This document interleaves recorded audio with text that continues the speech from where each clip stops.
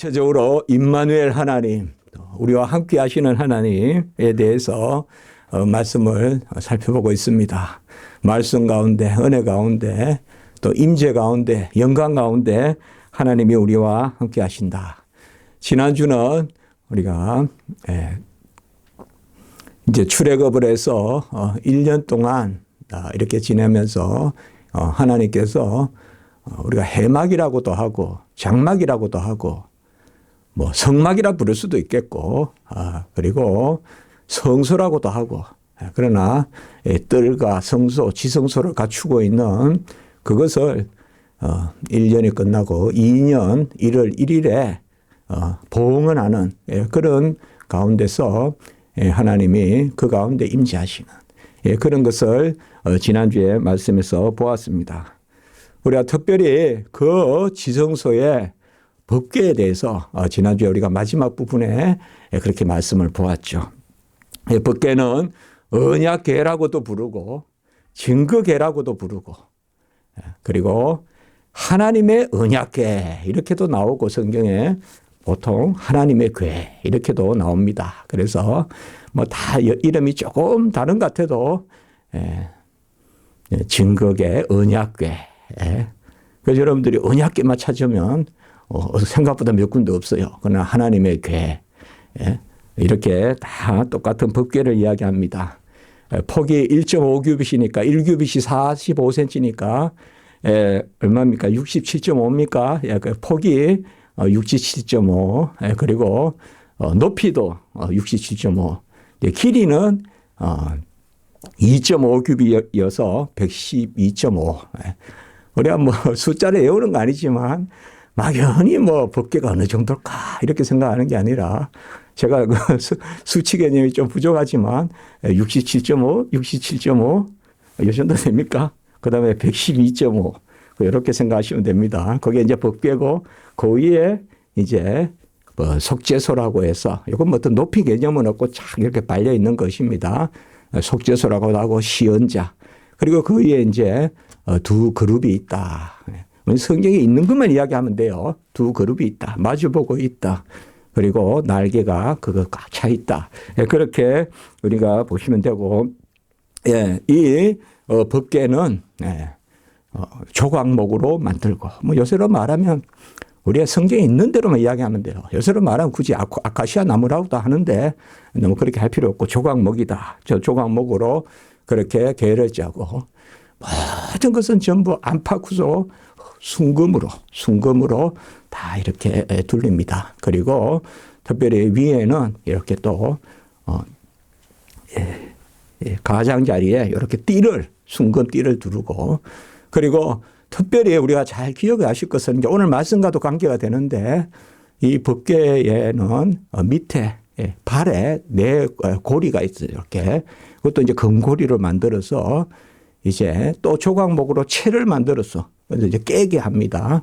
깨게 하고 그 채도 역시 금으로 싸서 이렇게 두 채를 만들어서 항상 채를 이렇게 깨어 놓은 상태로 이렇게 둡니다.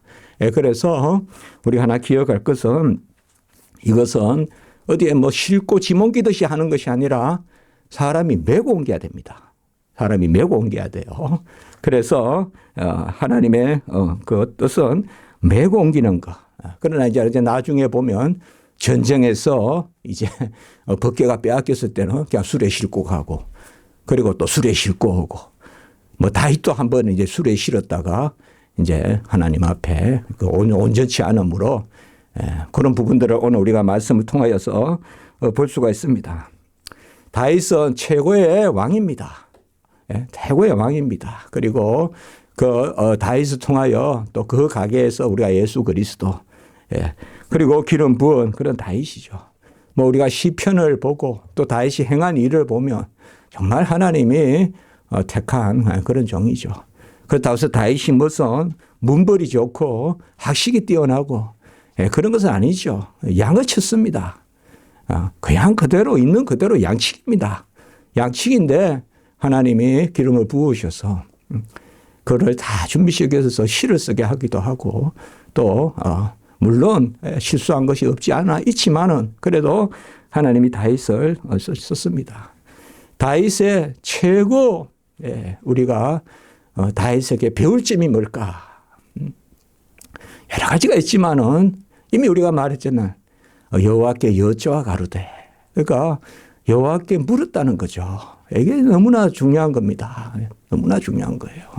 내가 좀 똑똑해서 이리도 가고 좀 똑똑해서 이렇게 해보기도 하지만 그걸 하나님이 기뻐하는 게 아니라 여호와께 묻는 거. 여호와를 묻는 거. 그래서 사울은 여러 가지 죄도 있지만 특별히 우리가 이미 지지난주에 봤지만 여호와께 묻지 않았다. 이렇게 나옵니다. 여호와께 묻지 않았다.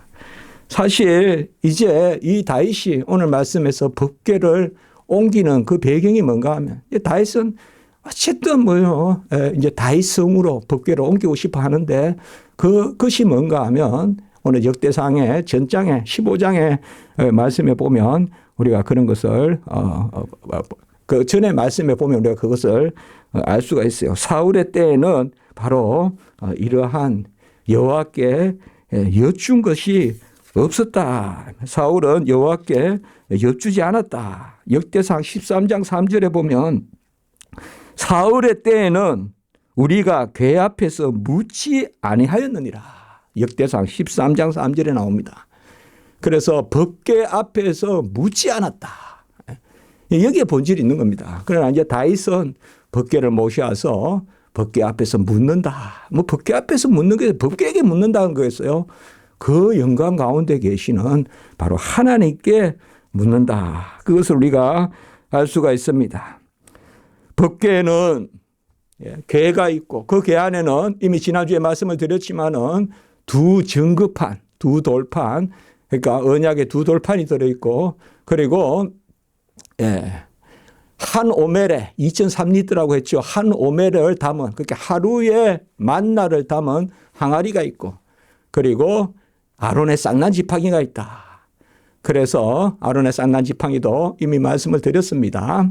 그래서 그곳에서 바로 우민하고 순이 나고 꽃이 나고 열매를 맺는 그 아론의 쌍난 지팡이. 그래서 그것이 그 법궤 안에 있고 그래서 전체적으로 법궤는 뭔가 하면 우리가 두 정급판 이거는 이제 뭐 하나님이 율법을 주신 거잖아요. 그 말씀이죠. 진리의 말씀이죠.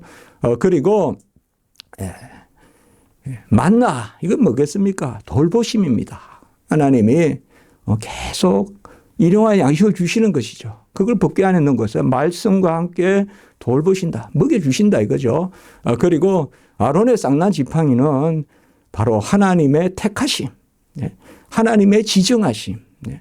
뭐 고라 자손과 루벤 그 지파에 그런 다단과 아비람 온 이런 사람도 있었잖아요. 고라. 태생적으로 보면 고라도 레이시파제요. 지난주에 말씀드렸지만 태생적으로 보면 다단과 아비람과 온이 장자의 아들이에요. 그 우리가 세속적으로 보면 장자의 아들이니까 내가 잘났고 그리고 고라도 나도 레이시파다 하면서 나서는 거예요. 나도 레이시파다. 그러면 실제로 고라도 열심히 기도한 사람일 수도 있어요. 여러분들 고라가 제가 뛰어났단 말이 아니라 그러나 내가 열심히 기도하고 내가 레이십하고 그것조차도 하나님이 아론을 택했다는 게 중요한 거예요. 아론을 택했다는 게. 그게 바로 쌍난 지팡이의 의미예요. 그러니까 우리가 이것을 더 달리 생각해 보면 법궤 안에 세 가지가 들어있는 것 바로 두 정급판 바로 우리가 십계명과 율법의 말씀 그리고 바로 만나 항아리 그리고 아론의 쌍난 지팡이 이것은 택한 백성에게 지정한 백성에게 말씀을 주시고 돌봐주신다. 그게 바로 그 법궤 안에 들어있는 것의 의미예요. 같이 합니다. 택한 백성에게 말씀 주시고 돌봐주신다. 그 말씀대로 돌봐주신다. 그러니까 전체적으로 우리가 진리의 말씀이 그 법궤, 정극의 언약궤 안에 들어있고 그 말씀대로 이루시는 것. 그게 바로 이제 시언자입니다. 여기에 이제 영광이 임재하거든요. 이 시언자에. 그 속죄소라고도 했죠. 바로 죄를 속하여 주는 것과 은혜를 베풀어 주는 것. 이거는 이제 은혜의 터죠. 그리고 그 위에 그룹은 뭐예요? 바로 영광의 터죠. 그래서 진리, 은혜, 영광. 떠오르는 말씀 없습니까? 독생자의 영광을 보니 은혜와 진리가 충만하더라. 요한복음 1장 14절. 그 법궤 다 들어있잖아요, 그게. 예? 말씀이 육신이 되어 우리 안에 거하시니 그 다음에 이는 혈통으로나 육정으로나 사람의 뜻으로 된 것이 아니라 오직 하나님께로 난 자들이니라. 그리고 14절에 뭐예요? 바로 우리가 그 독생자의 영광을 보니 은혜와 진리가 충만하더라. 진리, 법궤 안에 말씀, 은혜, 시언자, 영광, 그룹. 그래서 요한복음 이런 말씀을 이스라엘은 그 말씀을 들어야 된단 말이에요. 안단 말이에요. 그런데 그 말씀을 안 받는단 말이에요. 그 빛의 말씀이 임해도 그들이 거역한단 말이에요. 몰라서 안 받는 게 아니에요. 이스라엘 백성에게 진리와 은혜와 영광이라면 그들은 다 법궤를 생각했을 거예요. 그 법궤의 은혜와 진리의 영광이 임했는데도 이스라엘 백성이 배척했다. 빛이 임하였으나 그들은 영접하지 않았다. 그러나 영접하는 사람들은 하나님의 자녀가 되는 권세를 주시. 우리 이방인들에게는 이제 그 진리로, 그 은혜로, 그 영광으로 살게 하신다. 그것이 바로 법궤의 의미입니다. 조금 더 지난주에 말씀을 더 우리가 고찰해 본다면 이 두 그룹, 천사예요. 천사는 그룹이라고도 하고 또 서랍이라고도 하고 여러 이름이 있지만 특별히 찬양하는 천사를 우리가 그룹과 서랍이라 그래요. 이 두 그룹 사이에 그 자리가 뭐냐? 만남의 자리다. 출애굽기 25장 22절에 이곳에서 만나 주신다. 그리고 그곳이 뭐냐?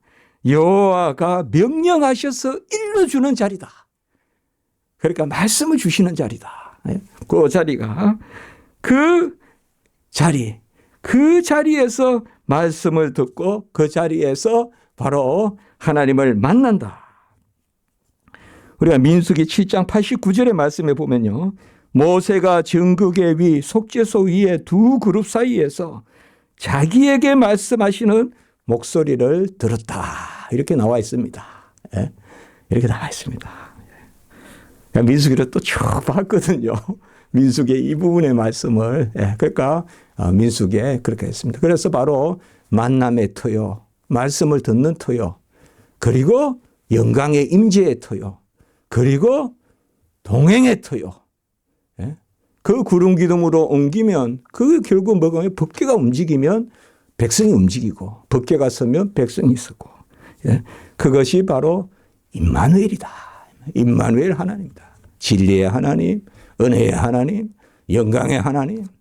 그것을 우리가 말씀한 것입니다. 성소는 거룩합니다. 성소는 우리가 인본적으로 접근하면 안 됩니다. 뭐 집에 좋은 거 있으면 닦든지 만지든지 하세요, 마음껏. 그러나 교회의 예배당은 그렇지 않은 거예요. 성소는 하나님의 뜻에 부합해야 돼요. 마음껏 닦는다고 그것도 안 되는 거예요. 물론 제가 어떤 물질적인 이야기를 하는 건 아닙니다. 영적인 이야기입니다. 민수기 3장 10절과 38절에 보면 외인이 가까이 하면 죽임을 당할 것이니라. 이렇게 나와 있습니다. 외인이 성소에 가까이 하면 죽임을 당할 것이다. 특별히 지성소겠죠. 그리고 민수기 4장 15절에 보면 성물을 만지지 말라 그들이 죽으리라. 그리고 민수기 4장 20절에 바로 이어지는 밑에 말씀에 보면 잠시라도 들어가서 성소를 보지 말라 그들이 죽으리라. 이렇게 민수기에 보면 이렇게 말씀해요. 사실 민수기가 이제 성소를 만들고 성소가 이제 움직이기 시작하는 그게 이제 민수기의 말씀인 거예요. 그걸 민수기를 잘 읽으면 출애굽기는 성소를 만들었다는 거. 그다음에 레위기는 율법, 민수기는 이제 그게 적용돼서 나가는 거거든요. 그래서 민수기에 보면 외인이 가까이 하면 죽임을 당할 것이다. 성물을 만지면 죽으리라. 잠시라도 성물을 성소를 보면 이렇게 가서 봐도 죽으리라. 이렇게 합니다. 이것을 그대로 우리가 문자적으로 구약을 받아서는 안 되지만 그 의미가 뭐겠습니까? 바로 말씀대로 경건하게 거룩하게 하나님 앞에 서라는 것이죠. 그래서 오늘 말씀은 이제 제가 조금 사실적인 말씀을 드릴게요. 우리가 성경을 매번 몇십 번 읽어도 이게 정리가 잘 안 되는데, 그러면 이제 법궤를 만들었죠. 언제 만들었습니까? 예, 법궤를 만들어서 다 하나님께 드린 것은 출애굽하고 2년째 1월 1일에 만들었어요. 예. 그리고 이제 그 법궤를 옮겨야 되잖아요. 이제 이스라엘 백성이 또 움직이잖아요. 법궤를 옮길 때는 어떻게 할까? 좀 궁금하죠. 예. 그러면 일단 법궤를 쌉니다. 뭐로 싸느냐? 휘장으로 쌉니다. 휘장 있죠, 휘장. 예, 휘장으로 쌉니다. 휘장은 뭐로 돼 있죠? 바로 꼰실과, 예, 꼰실, 배로 된 실과 청색, 자색, 혼색 실로 된 휘장으로 그것을 덮어서 쌉니다. 그리고 해달의 가죽으로 또 덮습니다. 예, 그 법궤를 해달의 가죽으로 덮습니다. 우리 성경만 이야기하면 돼요. 예, 뭐 그들이 어떻게 했고 무슨 유식이 있고 다 필요 없어요. 성경대로만 믿으면 돼요. 그것을 이제 해달의 가죽으로 덮고, 그리고 그 위에 순청색 보자기를 덮습니다. 예. 그렇죠. 이제 법궤를 그렇게 하는 거예요. 그리고 꽁꽁 이제 휘장으로, 그 다음에 해달의 가죽으로. 해달의 가죽은 본래 이제 그 장막의 우리가 한 부분이었잖아요. 그렇잖아요. 지난주에 이야기했잖아요. 염소, 해달의 가죽. 새 4겹으로 되어 있었잖아요. 그리고 그 위에 또 청색 보자기를, 순청색 보자기를 뒀습니다. 순청색이라는 말은 우리가 생각하는 것보다 아주 아주 청색으로 보자기를 덮고, 그리고 채를 매서 누가 옮겨야 되냐? 누구라도 그냥 힘 있으면 매냐? 레위 후손. 예. 레위 후손 중에 고라손, 머라리, 고핫 이 세 후손이 있는데 그 중에서도 고핫 자손들이 메고 갑니다. 고핫 자손들이. 이걸 다 정해 주신 거예요. 예. 다 정해 주신 거예요. 자, 이제 우리 아까 함부로 만지지도 마라. 함부로 보지도 마라. 예. 그리고 함부로 가까이 하지도 마라. 이것은 경외, 거룩, 그리고 꼭 싸서 매서 옮겨라. 다 말씀해 주신 거예요. 다 말씀해 주셨어요. 우리가 레위기나 이런 데 보면 민수기나 왜 그런 말씀들을 많이 해 주셨을까? 하나님은 섬김을 받으실 때 지시하신 대로 섬김을 받는다. 그 핵심이 어디가 있냐? 예배예요. 예배를 하나님 지시한 대로 받으세요. 제사와 절기와 정결례와 지시하신 대로. 이건 재량이 아니에요. 하나님의 말씀대로 해야 돼요. 말씀대로. 이제 신약세대 때 이것이 다 성취가 되었기 때문에 우리가 문자적으로 그렇게 하지는 않죠. 문자적으로 뭐 강대상 만지면 안 돼. 그건 아니죠. 강대상 만지면 죽어. 이렇게 하면 안 되죠. 그러나 뜻은 성취됐다 이 말이에요. 이 말씀의 전, 이 교회를 우리가 항상 거룩하고 한 번도 옷매못이라도 가다듬고 교회에 나타나고 그런 마음이 있잖아요. 그게 왜 나쁜 마음이겠어요? 그게 율법주의입니까? 형식주의입니까? 아니죠. 우리가 여호와 앞에 서는 우리의 모습은 경외, 거룩, 경건, 그릇까지 않습니까? 그것을 이야기합니다. 자, 그래서 이제 언약궤는 만들어졌고, 아까 크게는 이제 우리가 설명을 했습니다. 그게 이제 어떻게 옮겨야 됩니다. 옮길 때 또 어떻게 하고. 항상 채가 걸쳐 있다는 것은 언제든지 옮길 준비를 하라. 저는 이런 건 무교병 정신이다. 이 말이 뭐 되는지 모르겠지만, 항상 띠를 뚫고 급히 먹고, 그 다음에 발효된 누룩이 없이 먹고, 그러니까 맛없게 먹는 거죠. 썬 나물을 먹고, 이런 것이 바로 이 지상의 삶이다. 지상의 삶의 모습이 그렇다. 이것이 좋사오며 하면서 그냥 이 땅에서 천년만년 살 것이 할 게 아니라 항상 이 땅에서 점심, 저녁, 아침을 먹어도 그래, 한 끼 때운다. 뭐 여기서 내가 뭐 좋은 음식으로 끝을 보겠다 이게 아니라 항상 우리의 그런 마음이 있어야 됩니다. 이래서 저는 이제 무교병의 그러한 마음이다. 그러니까 성서도 보면 채를 깨서 메고 간다. 어떻게 차에 싣고 가는 것도 아니고 오늘날로 말하면 메고 간다. 이제 그런 정신입니다. 우리가 십자가를 진다. 그다음에 메고 간다. 그래서 언약궤가 떠날 때는 뭐라고 하느냐. 이제 언약궤가 떠나면 이제 구름이 움직이면 언약궤가 떠나잖아요. 예, 민수기 10장 35절에서 36절에 보면 언약궤가 떠날 때는 여호와여 일어나사 주의 대적들을 흩으시고 주를 미워하는 자가 주 앞에서 도망하게 하소서. 이렇게 모세가 이야기를 합니다. 예. 그래서 여호와여 일어나사 주의 대적들을 흩으시고, 한마디로 법궤가 가면 그 앞에 온갖 세상의 그냥 흑암에 속한 것들을 흩으시고, 법궤가 가면 흩으시고 주를 미워하는 자가 주 앞에서 도망하게 하소서. 그리고 법궤가 쉴 때는 뭐라고 하느냐. 여호와여 이스라엘 종족들에게로 돌아오소서. 이렇게 이야기합니다. 예.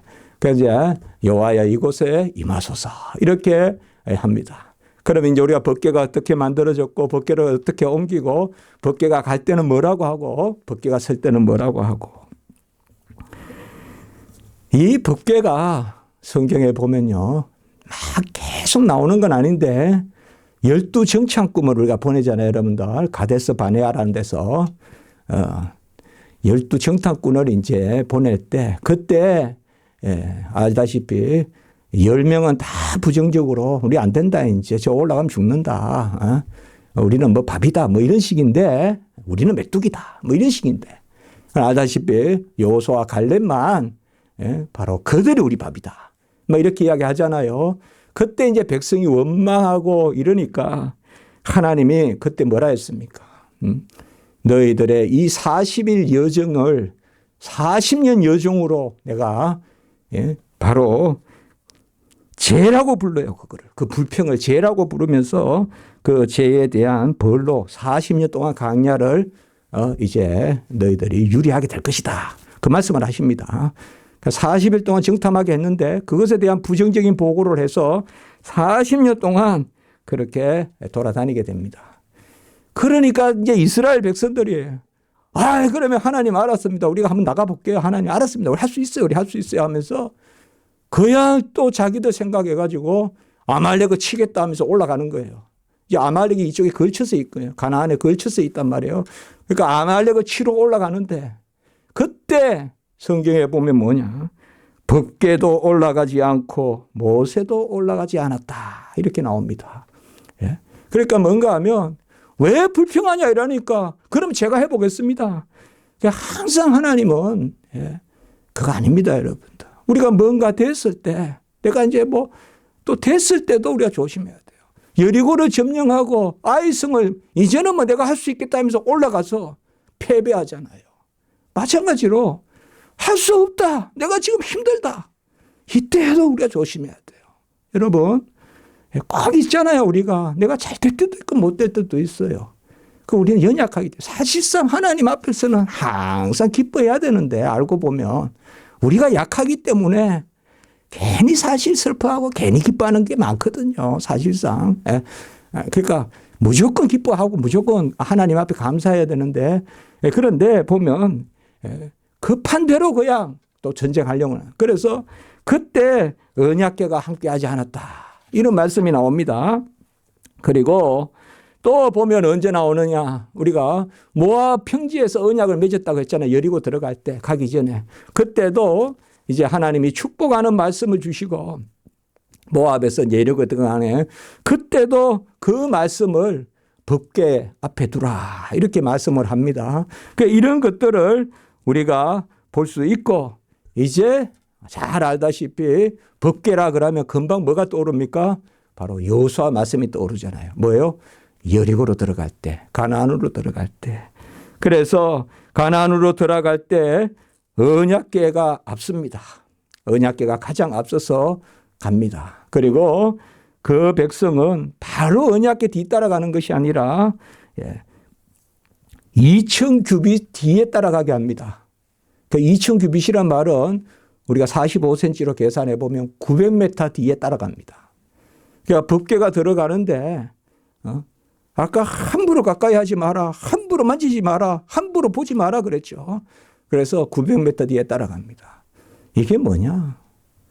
여호와의 임재는 영광은 우리와 함께 있으되 항상 우리가 두렵고 떨림이 있어야 된다 이 말이에요. 경외란 말이에요. 경외. 그래서 그 언약궤가 가면 따라가는. 그것이 우리가 가장 대표적인 것이 이제 바로 요단을 건널 때죠. 요단을 건널 때 언약궤가 요단 물가에 이르러서 요단의 언약궤가 들어가면 물이 서고 그때 건너라 백성이 건너라라고 이렇게 명령합니다. 그러니까 요단강을 건널 때 정말 가나안 땅에 꿈에 그리던 하나님이 40년 동안 애굽에서 종살이하고 나와서 430년 종살이하고 이제 온갖 그 위에까지 올라갔다가 바로 시내 강야, 신강야, 바란 강야 그리고 쭉 내려와서 에돔, 모압, 또 암몬, 그리고 저 위에까지 또 올라갔다 또 내려와서 이제 시딤이라는 곳을 거쳐서 이제 요단을 건너게 되는 그 요단에 물이 또 남아 있다는 거예요, 마지막에. 요단의 물은 요새 가면 이렇게 어떤 데는 있지만 이 물은 넘치는 물이에요.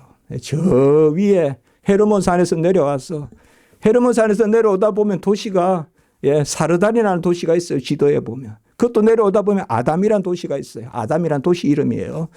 그래서 아담 위에 사르단에서부터 물이 그쳤다 이렇게 나온단 말이에요. 언제? 법궤가 들어갔을 때요.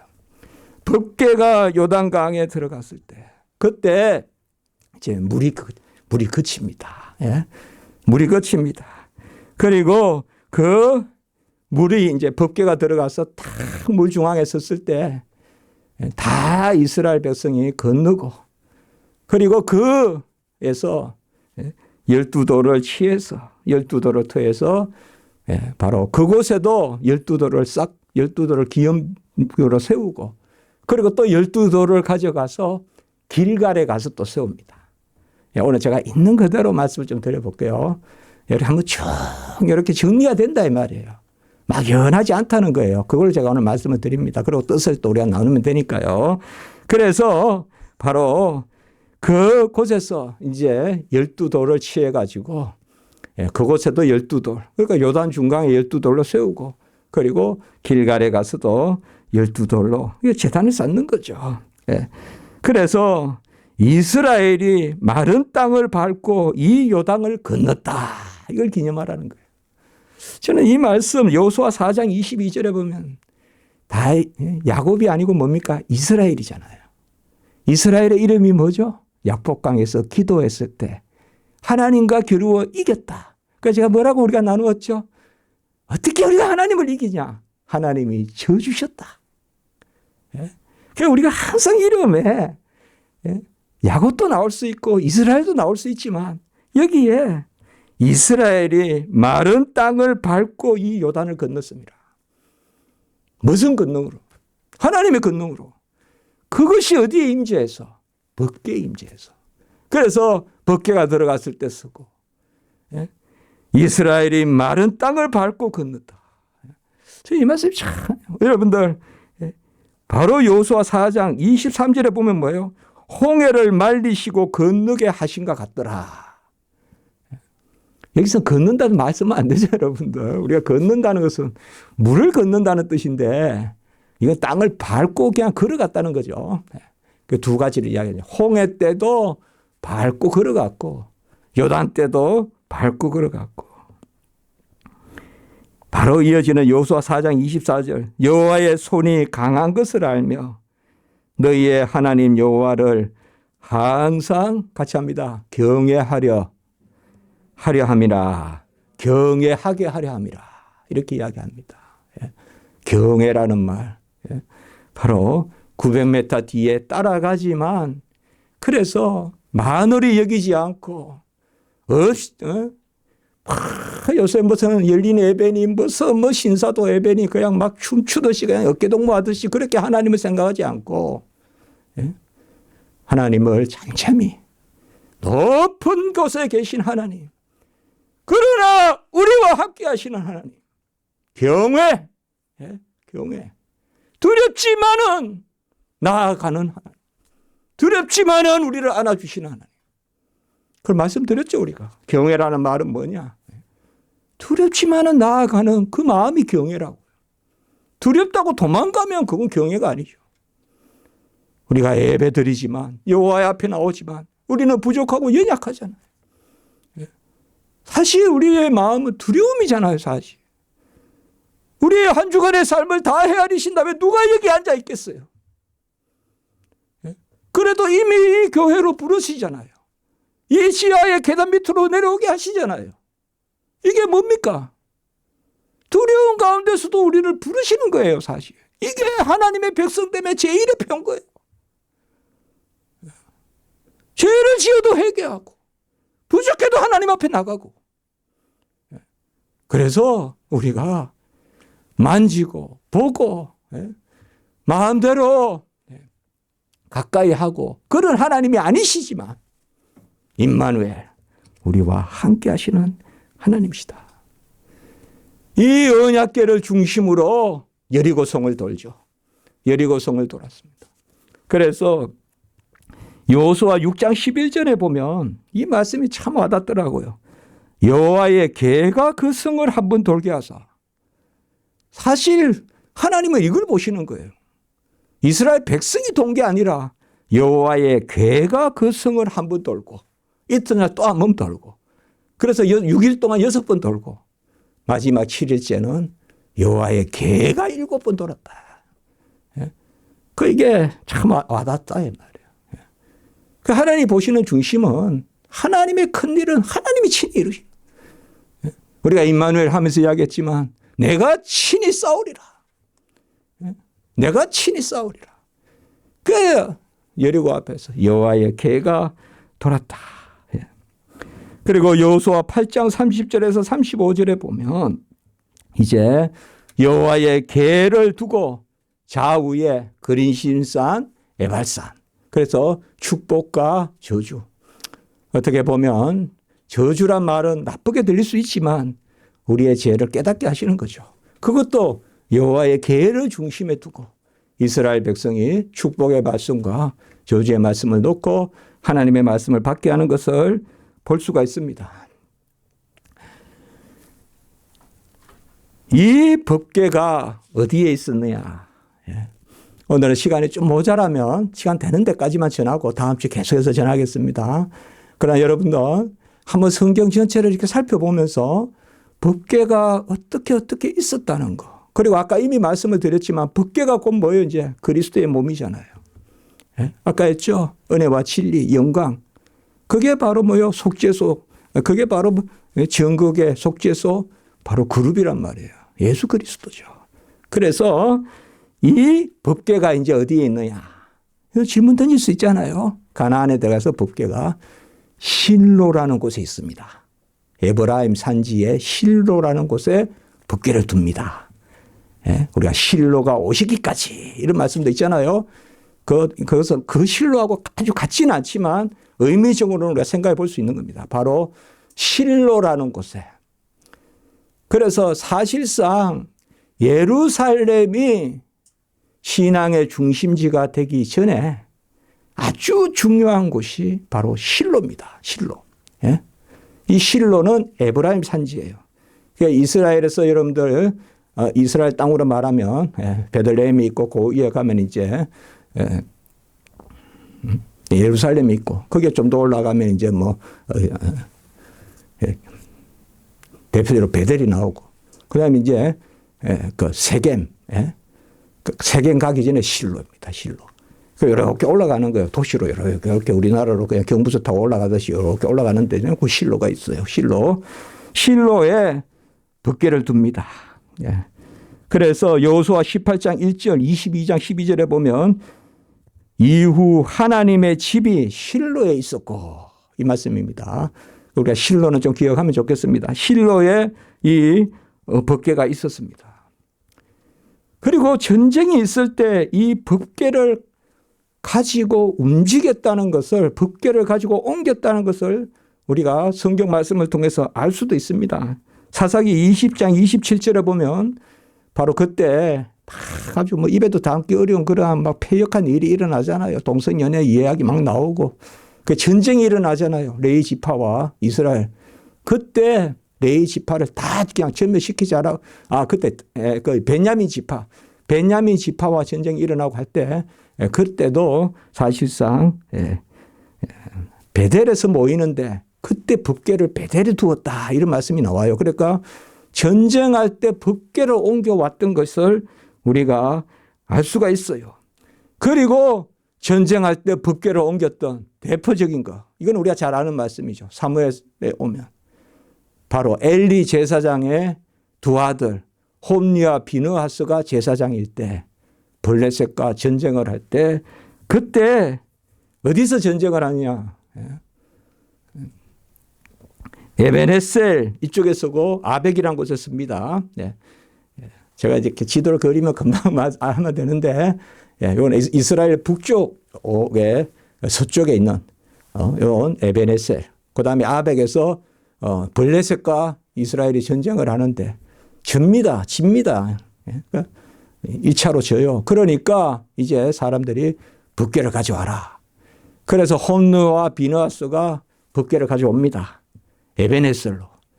그 법궤를 가져와 가지고 이제 블레셋 사람들이 간담이 서느라고 이제 우리가 망했다, 졌다 하는데, 우리가 여기에서 성경 읽다가 한번 생각을 하게 되는 거예요. 법궤가 왔으면 이길 것 같은데 집니다. 예? 첫 전쟁에서는 몇천 명이 죽었는데 둘째 전쟁에서는 몇만 명이 죽습니다. 법궤가 와서는 아예 죽습니다. 집니다. 그리고 법궤를 빼앗깁니다. 오늘 여기까지만 말씀을 전해야 될 것 같네요. 법궤를 빼앗깁니다. 그래서 블레셋이 법궤를 빼앗아서 저 밑에 해안가 아스돗이라는 데 가고, 거기에서 다시 가드라는 데 가고, 다시 에그론이라는 데 가고, 이렇게 돌아다닙니다. 왜 돌아다닐까요? 법궤를 빼앗아서, 블레셋 신전이 다곤 신전입니다. 다곤 신전. 블레셋 신은 다곤입니다. 다곤. 성경에 보면 다곤입니다. 그 다곤 신전 안에 두었는데, 첫날은 딱 하루가 지나고 나니까 그 신전이 그냥 푹 넘어져 가지고 얼굴이 땅에 되어 있어요. 다곤 신이. 그리고 둘째 날이 되니까 아예 목이 잘리고 팔이 잘려 가지고 몸만 있고 그냥 이게 따로 있는 거예요. 그러니까 야, 이것은 바로 이스라엘의 신이 노했다.